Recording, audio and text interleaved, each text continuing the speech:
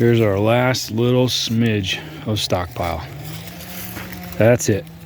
Next year I gotta manage better.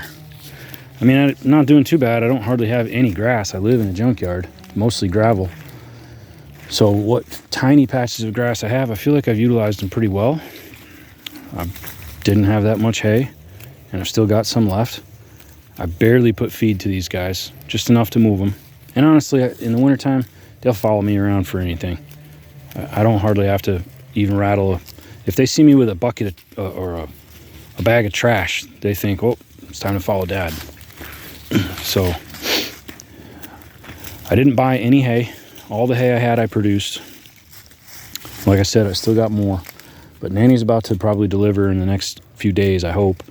And I'm trying to segregate these two away from her. So they're going to sit out here and graze. This one right here, she did deliver a live little buckling. I think it was live, but it died. I found it outside. I think a day after. My own fault. I was not paying close enough attention. I did not realize how pregnant she was. She didn't look like she was close to delivering compared to the other one. The other one looks like she's going to burst, and this one really didn't look that big. So I figured that she was bred later in the season, since I keep the buck in with them.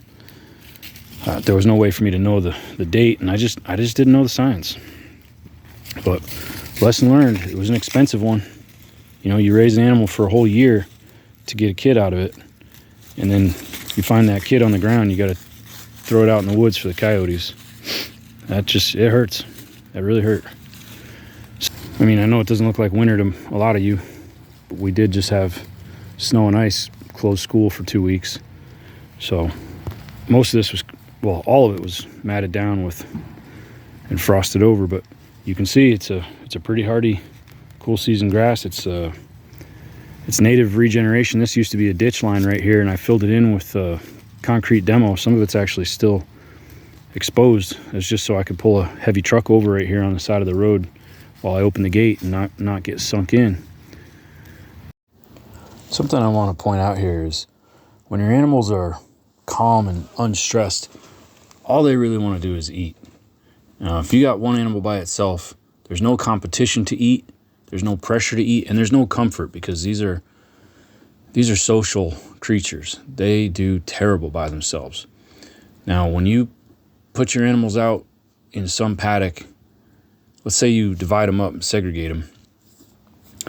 If they're not eating, if their heads are high looking all over and they're crying and calling, you're really not accomplishing much. I mean, maybe this is a thing you have to do, that they're going to have to get adapted to, but just something to be aware of. You know, you take a look at them. If they're not busy eating, they're not going to be gaining, and maybe you should relent on whatever it is that's put them in that stressed condition. I'm not saying the first minute, you know, it's okay for them to adapt, but maybe you put a new dog in. If 2 or 3 days later they are still leery about that animal, it may not work out. And that's something you have to deal with, is adapting to changes on the fly that are unforeseen. It has to be overcome to be successful.